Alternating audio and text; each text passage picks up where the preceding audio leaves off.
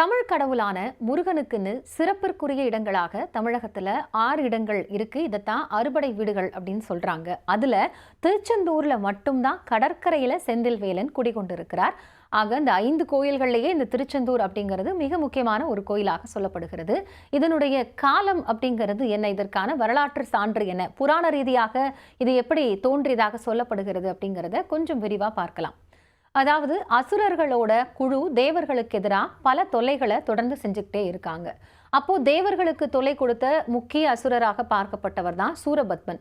சூரபத்மன் சிவனை நோக்கி கடுமையான தவம் புரிந்து வரம் பெற்றவராக இருக்கிறார். எனவே தேவர்கள் சூரபத்மனை அழிக்கணும் அப்படின்னா சிவபெருமானோட உதவி வேண்டும். அதனால அவர் வேண்டாங்க. அந்த சமயத்துல அவர் தேவர்களோட பிரார்த்தனையை ஏற்றுக்கொண்டு அதற்கான பணிகளை முருகனிடம் ஒப்படைக்கிறாரு. இந்த நிலையில தான் முருகன் சூரபத்மனுக்கு ஒரு சமாதான கோரிக்கையாக ஒரு தூதுவனை அனுப்புகிறார். ஆனாலும் அந்த சமாதானத்தை சூரபத்மன் ஏற்கல. கடைசியா முருகன் சூரபத்மன் மீது போர் தொடுத்து எப்படி அவர் சிவபெருமான் கிட்ட வரம் வாங்கி மாமரமா உருமாறி இருந்தாரோ அந்த சூரபத்மனை வதம் செய்யாம அவருடைய ஆணவத்தை மட்டும் அழித்து சேவர் கொடியாகவும் மயிலாகவும் மாற்றி தன்னுள்ளேயே ஆட்கொண்டு வைத்துக் கொண்டார் அப்படிங்கிறது தான் புராண ரீதியாக சொல்லப்படக்கூடிய மிக முக்கியமான ஒரு கதையாக இருக்கிறது. அதனாலதான் முருகப்பெருமானுக்கு சேவர் கொடியோன்கிற பெயர் வந்ததாகவும் சொல்லப்படுது. இந்த ஒரு நிகழ்விற்கு அப்புறமா தேவர்களோட குரு அப்படின்னு சொல்லப்படக்கூடிய வியாழன் முருகனை திருச்செந்தூர்லேயே தங்கி அருள் புரியணும் அப்படின்னு கேட்டுக்கிறாரு. அதற்கு முருகனும் சம்மதிக்கிறார். அதன் பிறகு வியாழனோட உத்தரவுப்படி விஸ்வகர்மா இந்த திருக்கோவிலை கட்டினார் அப்படிங்கிறது புராண தகவல்.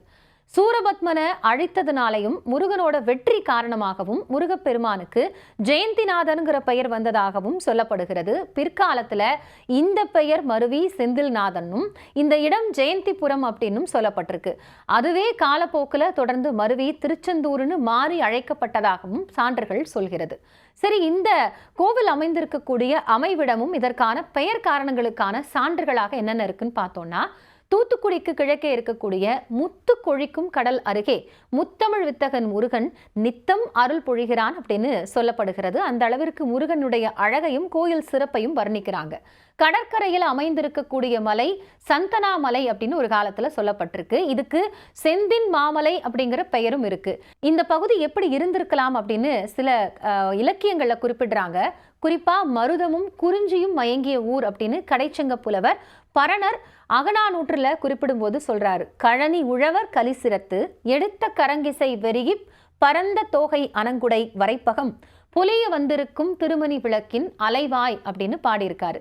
தமிழ் இலக்கியத்துல இந்த இடத்த கபாடபுரம் அலைவாய் அப்படின்னும் குறிப்பிட்டிருக்காங்க. குறிப்பா அகநானூறு, தொல்காப்பியம் மேற்கோள் காட்டிய சில செய்யுள்கள், திருமுருகாற்றுப்படை, கந்த புராணம் ஆகிய இது போன்ற நூல்கள் எல்லாம் இந்த ஊரை அலைவாம்னு குறிப்பிடுறாங்க. முருகன் நிலை பெற்று இருக்கிறதுனால திரு அப்படிங்கிற அடைமொழியோட திருச்சீர் அலைவாய்ங்கிற பெயர் நிலைத்ததாகவும் வால்மீகி ராமாயணத்துல கபாடபுரத்துக்கான இருப்பிட சான்றாகவும் ஒன்றை சொல்றாங்க. அப்படி ஒரு பாடலை பார்த்தோம்னா, தாமிர பருணி அழகிய சந்தன சோலைகளால் மூடப்பெற்ற திட்டுக்களை உடையதாய் கணவனிடத்தில் அன்புள்ள யுவதியானவள் புக்ககம் புகுமாறு போல சமுத்திரத்தில் சென்று விழும். பிறகு பொன்னிறைந்த தாயும் பாண்டியருக்கு யோகியமாயும் உள்ள கபாடத்தை பார்க்க கடவீர்கள் அப்படின்னு குறிப்பிடுறாரு. இந்த இடத்துல கபாடம் அப்படிங்கிறது கலங்கள், சரக்கு கப்பல்கள் தங்கக்கூடிய பாய் அப்படிங்கிறதுனால இந்த பொருள் வந்தது. சந்தன காட்டுக்குள்ளே கந்தனை நான் கண்டு கொண்டேன் அப்படிங்கிறது அந்த ஊரோட வட்டார வழக்கு. இதுல திருச்செந்தூர் முருகன் குடியிருக்கக்கூடிய மலைக்கு சந்தனமலை அப்படிங்கிற பெயர் இருந்ததற்கான கூற்றை நம்மளால புரிந்து கொள்ள முடிகிறது. கந்த புராணம் இந்த மலைய கந்தமாதன பர்வதம் அப்படின்னு புகழ்ந்திருக்கு. இன்னைக்கு இந்த மலையில சந்தன மரங்கள் இல்லை. ஆனாலும் அருணகிரிநாதர் காலத்துல, அதாவது கிபி 15ஆம் நூற்றாண்டுல இங்க சந்தன மரங்கள் அடர்ந்திருந்ததாக சொல்லப்படுகிறது. அவர் முருகனை பற்றி குறிப்பிடும் போது சந்தனத்தின் பைம்பொழில் தன் செந்திலில் தங்கும் பெருமாளே அப்படின்னு பாடியிருக்கிறாரு. இன்னைக்கு கூட இந்த கோயில்ல வழங்கப்படக்கூடிய சந்தனம் அப்படிங்கிறது மற்ற முருகனோட கோயில்கள்ல வழங்கப்படுறதுக்கு இணையா இல்லை அப்படின்னு சொல்லப்படுகிறது. கால மாறுபாடுகளால சந்தன மரங்கள் அழிந்து போயிருக்கலாம் அப்படிங்கிற ஒரு கருத்தையும் முன்வைக்கிறாங்க. சரி, திருச்செந்தூருக்கு நடுவுல அமைந்திருக்கக்கூடிய ஒரு கோயில் தான் சிவகொழுந்தீஸ்வரர் கோவில். இந்த கோயிலோட கல்வெட்டுல திரு செந்திலூர் அப்படிங்கிற பெயரை இப்பவும் நம்மளால பார்க்க முடிகிறது. இதுவும் இந்த ஊருக்கான ஒரு முக்கிய பெயர் காரணமா சொல்லப்படுது. அருணகிரிநாதர் திருச்செந்தூர் திருப்புகழ் பாக்கல்ல இந்த பெயரை 8 முறை பயன்படுத்தியிருக்காரு. அதனாலதான் இப்பவும் இந்த பெயர் அப்படிங்கிறது பெருவாரியான வழக்கு சொல்லாக இருக்கிறத பார்க்க முடியுது. இதனுடைய காலகட்டத்துக்கான சான்றுன்னு பார்த்தோம்னா கிபி 3ஆம் நூற்றாண்டுலேருந்து 6ஆம் நூற்றாண்டு வரையிலான காலத்தை பொதுவாகவே வரலாற்று ஆசிரியர்கள் இருண்ட காலம் அப்படின்னு குறிப்பிடுறாங்க. ஏன்னா சங்க காலத்துக்கு பின்னாடி ஏறக்குறைய கிபி 300லிருந்து 600 வரையில தமிழகத்தை பற்றிய செய்தி எதுவுமே நமக்கு தெரியாதுன்னு சொல்லலாம்ங்கிற நீலகண்ட சாஸ்திரியோட கூற்ற அப்படியே ஏற்றுக்கொள்ளலாம்னு சில ஆய்வாளர்கள் குறிப்பிடுறாங்க. அதனால கிபி 7ஆம் நூற்றாண்டுல வாழ்ந்த திருநாவுக்கரசரும் திருமறைக்காட்டு இறைவனை குறிப்பிடும் போது கூட திருச்செந்தூர் பற்றின எந்த குறிப்புகளும் இடம்பெறவில்லை. ஆக கிபி 7ஆம் நூற்றாண்டுல பல்லவர்கள் ஏராளமான குகை கோயில்களை கட்டியிருந்தாங்க. அதே காலத்துல பாண்டியர்களும் சில குகை கோயில்களை வடிவமைச்சிருந்தாங்க. திருச்செந்தூர் குகை கோயிலும் இந்த காலகட்டத்திலேயே கட்டப்பட்டிருக்கக்கூடிய ஒன்றா இருக்கும்னு வரலாற்று ஆசிரியர்கள் குறிப்பிடுறாங்க. அதுக்கான சான்றுதான் இப்பவும் அங்க இருக்கக்கூடிய வள்ளி குகை கோயில். கிபி 8ஆம் நூற்றாண்டுல வாழ்ந்தவராக கருதப்படுறவர் தான் ஆதிசங்கரர். எனவே ஆதிசங்கரோட காலத்திற்கு முன்னாடியே இந்த கோயில் குகை கோயிலா இருந்திருக்கலாம் அப்படிங்கிற ஒரு கூற்றும் மிக ஆழமாக நம்பப்படுகிறது. அதன் பின்னாடி அடுத்தடுத்த காலங்களில் அவ்வப்போது மாற்றம் பெற்ற திருச்செந்தூர் கோயில் கிபி 17ஆம் நூற்றாண்டுல, அதாவது கிபி 1048ஆம் ஆண்டுல டச்சு கொள்ளையர்களால இந்த கோயிலோட சிலைகள் கொள்ளையடிக்கப்பட்டது. அதன் பிறகு அந்த சிலைகள் மீட்கப்பட்ட வரலாறும் இன்னைக்கும் சான்றாக இருக்கு. பாண்டியரும் சேரரும் அவர்களோட ஆட்சியர்களும் அந்த காலத்துல பக்தி மீது அதிக ஈடுபாடு கொண்டவர்களும் இந்த திருக்கோயிலை மேம்படுத்தினாங்க. காலப்போக்கில் கடல் மற்றும் அதோட உப்புத்தன்மை நிறைந்த காற்றின் விளைவாக அசல் கட்டுமானத்துல முதல்ல பயன்படுத்தப்பட்ட இந்த தாழ்வான மணல் கற்கள் அப்படிங்கிறது சரிய தொடங்குனுச்சு. அப்போதான் ஒரு உன்னத சாது அப்படின்னு சொல்லப்படக்கூடிய மௌன சுவாமி கற்கள் சிதைந்த நிலையில இருக்கக்கூடிய அந்த கற்றளையை பார்க்கிறாரு. உடனடியாக அவர் புனரமைப்பு பணிகளை மேற்கொள்றாரு. அவரோட மேலும் மூவர்னு சொல்லப்படக்கூடிய காசி சுவாமிகள், ஆறுமுக சுவாமிகள், தேசிகமூர்த்தி சுவாமிகள் அப்படின்னு அவரை பின்தொடர்ந்தாங்க. கிட்டத்தட்ட 72 ஆண்டுகள் திருப்பணி முடிந்து 3 பிரகாரங்களை கொண்ட வெள்ளை மணல் கல் கட்டமைப்பின் ஒவ்வொரு பகுதியையும் அகற்றி அழியாத கருங்கற்களால புதிதாக மீண்டும் கட்டப்பட்டது. திருப்பணியின் போது சாதுக்கள் வறுமையில் வாடினாலும் கூட எல்லா நேரங்களிலையும் நிலைத்து நிற்கக்கூடிய முருகன் கோவிலை கட்டினாங்க அப்படிங்கிறது தான் காலத்தை கடந்தும் அழியாமல் நிற்கக்கூடிய கலைக்கான சான்றா பார்க்கப்படுது. அது மட்டும் இல்லாம அத்தனை சன்னதிகளும் புதிதாக கட்டப்பட்டது. திருப்பணி நிறைவு செய்யப்பட்டு சரியா 1941 குடமுழுக்கு நடைபெற்றது. 9 தலங்களை கொண்ட கோபுரம் மணல் கல் பாறையின் முனையில கட்டப்பட்ட ஒரு நிலையான அடையாளமா இந்த கோயில் இன்னைக்கும் திகழ்ந்துட்டு இருக்கு.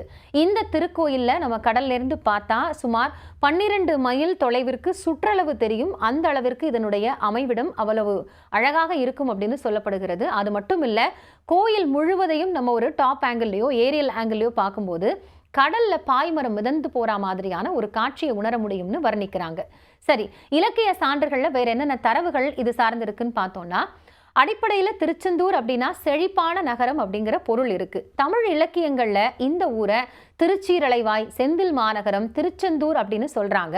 சமஸ்கிருத நூல்கள்ல ஜெயந்திபுரம் மற்றும் சிந்துபுரம் அப்படின்னும், பிற்கால பாண்டியர்களோட கல்வெட்டுகளான திருபுவன மகாதேவி சதுர்வேதி மங்கலம் அப்படின்னும், திருப்புகழ்ல திருச்செந்தூர் என்றும் பல்வேறு பெயர்களால இந்த இடம் அறியப்படுறதுக்கான சான்றுகளா சொல்லப்படுகிறது.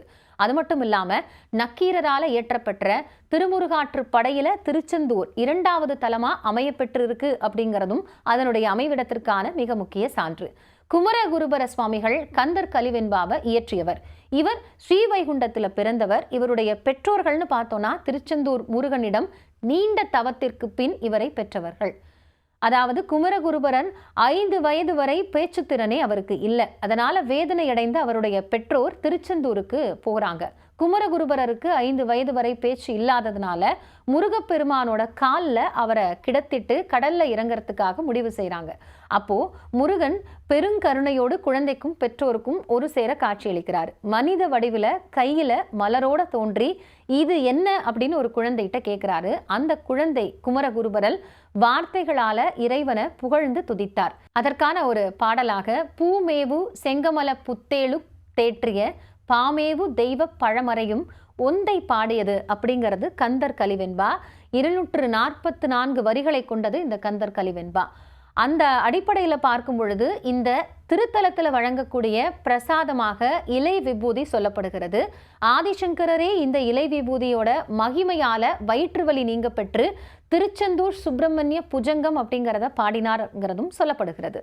இவ்வளவு சிறப்பு இருக்கக்கூடிய திருச்செந்தூர் சுப்பிரமணியனை வழிபடுறத முறையாக மேற்கொண்டா நம்மளோட தலையெழுத்தே மாறும் அப்படிங்கிறதும் இங்க இருக்கக்கூடிய ஒரு பெருவாரியான நம்பிக்கை. எப்படி வழிபடலாம் அப்படின்னு பார்த்தோம்னா, முதல்ல திருச்செந்தூர் கோயிலுக்கு போனதுமே அங்க இருக்கக்கூடிய கடல்ல நீராடணும். அதன் பிறகு தான் நாழி கிணற்றுல குளிக்கணும் அப்படின்னு சொல்றாங்க. இந்த நாழி கிணறுக்கு முருகன் தன்னோட வேளால அவர் தன்னோட படைகளோடு இந்த இடத்துல தங்கிய போது உருவாக்கப்பட்டது அப்படிங்கிறது தான் தலத்தினுடைய புராணம் சொல்லக்கூடிய கதையா இருக்கு. அதன் பிறகு கடை வீதியில் அமைந்திருக்கக்கூடிய துண்டுகை விநாயகர் கோயில்ல போய் வழிபடணும்னு சொல்றாங்க. ஏன்னா இவர் தான் முருகன் கிட்ட நம்மளோட கோரிக்கைகள் என்ன அப்படிங்கிறத தூண்டி தருபவர் அப்படின்னு சொல்லப்படுகிறது. அது மட்டும் இல்லாம திருச்செந்தூர்ல கிட்டத்தட்ட 20க்கும் மேற்பட்ட சித்தர்களோட ஜீவ சமாதிங்கிறது இருக்கு. இந்த ஜீவ சமாதிகளை பார்த்த பிறகு முருகன் கோயிலுக்கு வந்து மூலவரே இங்க 2 பேர் இருப்பாங்க. மூலவரான சுப்பிரமணியரையும் சண்முகரையும் வழிபடணும் அப்படின்னு சொல்லப்பட்டிருக்கு. அதன் பிறகு முருகன் சன்னதிக்கு பின்னாடி பஞ்சலிங்கங்கள் இருக்கு. இதை வழிபடணும்னு சொல்றாங்க. இந்த பஞ்சலிங்கங்களை முருகன் இந்த படைவிட அமைத்திருந்த போது வழிபட்ட இடமாகவும் சொல்லப்படுகிறது. இந்த மாதிரியான முறைகளில் வழிபடும் பொழுது முருகனுடைய அந்த சிறந்த பலனை பெற முடியும்ங்கிறது மற்றவர்களோட நம்பிக்கை. எது எப்படி இருந்தாலும் மனதில் முருகனை நினைத்தாலே போதுங்கிறது பெரும்பாலான பக்தர்களோட நம்பிக்கையா இருக்கிறதையும் பார்க்க முடியுது.